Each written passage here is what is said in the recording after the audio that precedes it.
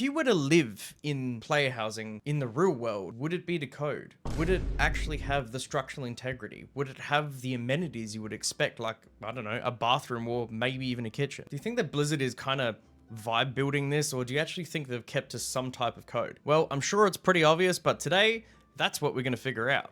Now, considering that Blizzard is in the state of California, I figured that we're going to use their residential code and also the international code too. First, before we even go into the absolute abomination that we call a player house in World of Warcraft, we first have to determine what our measurements are. Now, as I am most of the people that haven't played retail in a very long time, mainly because there's nothing to do, we only have one max level character. So we are stuck to a measurement utilizing a night elf female. Night elf females are anywhere between 6'4" and 7'2". So I don't know about you, but I like round numbers. So we're going to call it 7 foot. Because I dropped out of mathematics as quickly as I could in high school, we're going to assume that I'm correct and you're not. So to keep it as simple as possible, half of 7 foot is half of 7 foot, and a quarter of 7 foot is a quarter of 7 foot, and 3/4 of 7 foot is, you guessed it, 3/4 of 7 foot. Because I clearly have a qualification and degree in what we're about to talk about,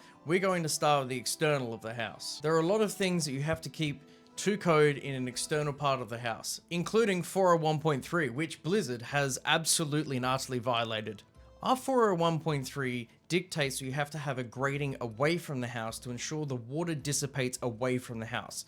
If not, the house can be affected structurally by water seeping and pooling around the concreting of the house. Probably wondering, why does this matter? Well, it matters for a main reason of if there's too much water on the ground that stays there stagnant, it will eventually completely destroy the concrete and the house will fall over. Well, at least I think that's what it is. Google basically told me that. What are the steps to remediation? Well, pretty much all we need to do is make sure that we have a gradient away from the house, make sure the water flows away from the house. And the only way to do that is to make it go downwards. While I was assessing the outside of the house, I also did notice something else. Gutters. Normal housing, gutters are pretty common, but for Blizzard, apparently they don't matter. And in this case, they actually do. In typical fashion, this is just another oversight by Blizzard, which is R903.4. In simpler terms, what does this actually mean? Without gutters on roofs, you have no way of dissipating water away from the house when it rains. Without gutters, if water hits the roof, it'll run off onto the roof, onto the ground, and it won't dissipate away from the house, which will mean that you can damage the foundations, any other structural parts of the outside of the house. In the simplest form, when the water hits the ground and absorbs into the ground, the dirt gets heavy, which means it can crack the concrete, which means that it completely destroys the house. Now, as you can see, there is absolutely no drainage in sight when it comes to guttering. So we can note that down as another code violation by Blizzard. The steps to remediation here are just simply put in some gutters, make the gutters look pretty, put some downpipes in, and dissipate the water away from the house. As we continue walking around this house, we can also see another problem, which is potential for termites. R317.1 dictates that it needs to be a concrete foundation before any wood is laid. This will mean that there is no potential for termites getting into the wood. Now, I don't know about you, but I don't really want any type of bugs in my house. Steps to resolve this type of issue is fairly easy and straightforward. We just need some type of concreting foundation. Again, this is another oversight by Blizzard. Even though there are many more issues in the external part of the house, in the interest of time, we're going to move on to the interior. Now, as we welcome ourselves into this beautiful, humble abode that I personally made, we are going to pull it apart because it's all not to code. First, we're going to note the possibly scariest one of all of them, which is the gap between each of the guardrails on the staircases. Essentially, this means that any type of guardrail or staircase rail needs to have a gap between each of the plinths by about 4 inches, which is enough to make sure that a small child or someone of that size cannot fit through the guardrail and fall. As you can see, this is absolutely not appropriate in this situation because I can guarantee you it's more than 4 inches. So, in order to fix this, all Blizzard needs to do is make sure that each part of the guardrail does not allow a sphere of more than 4 inches. And in typical fashion, this is just another blunder by Blizzard, which I think is starting to show that they just vibe this. So while we make our way around this beautiful house, there's one thing that I've noticed. there's not enough light. According to the international code, 303.1 indicates habitable rooms. So in layman's terms, what does this actually mean for us? Well, it means that you need to have more than 8% worth of natural light in a house, where this clearly doesn't. Frankly, I'm kind of stunned with Blizzard's ability not to keep to code, and especially keeping natural light into a house to make it more habitable. I'm sure that the easy way to do this would be to add more windows, but you wouldn't believe that Blizzard doesn't allow out of the box enough windows to allow 8% worth of light. Now this is where a lot of the mathematics is going to come in, and my simple yet elegant mathematics here. R311.7 dictates many heights, including stairs in this case, which is what we're going to focus on. To ensure the safety of people walking upstairs, there is minimum and maximum requirements in terms of steepness, height of a step, and all that good stuff, where Blizzard has just completely gone off the rails. To keep it as simple as possible, according to code, the maximum height for a step is 7 3/4 inches, which, to make it a bit easier, because my maths is fantastic, we're going to call it 8 inches. So I've comparatively run some numbers and some calculations, and I have confirmed that this is the exact spot that 8 inches would be on a night elf female. So if we compare this to a screenshot of what we have in the game, you can clearly see it is way higher than 8 inches. In fact, it's somewhere between 15 and 17 inches, which would again mean that we're violating another code. To understand why this matters, the entire reason this matters is because a step any higher than that is actually a hazard.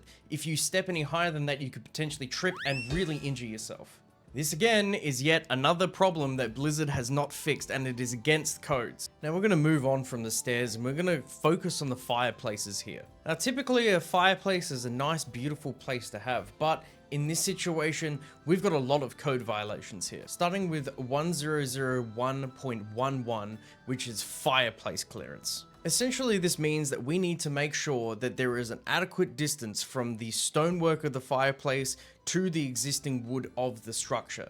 And as you can clearly see, that is not met here.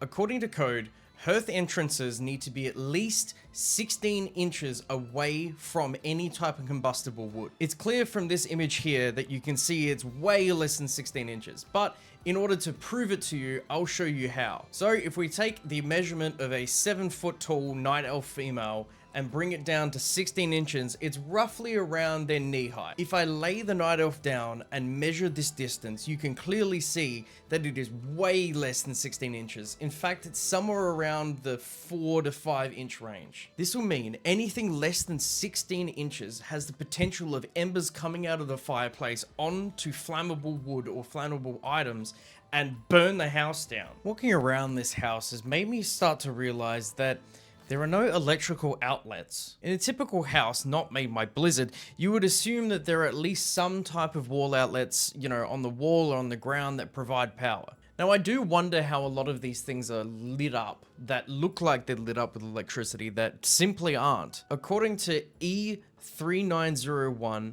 electrical outlets must be in the structure. So what does that mean without all the technical jargon? Basically that means that every single room has to be within 6 feet of an electrical outlet. Now if I look around this building here, I can't see any. This is another failure of Blizzard to keep to structural codes for both international and California law. I'm sure that the way to fix this is fairly simple and pretty straightforward and obvious, but Blizzard, put some outlets in the house. While I was building this house, I did have a thought.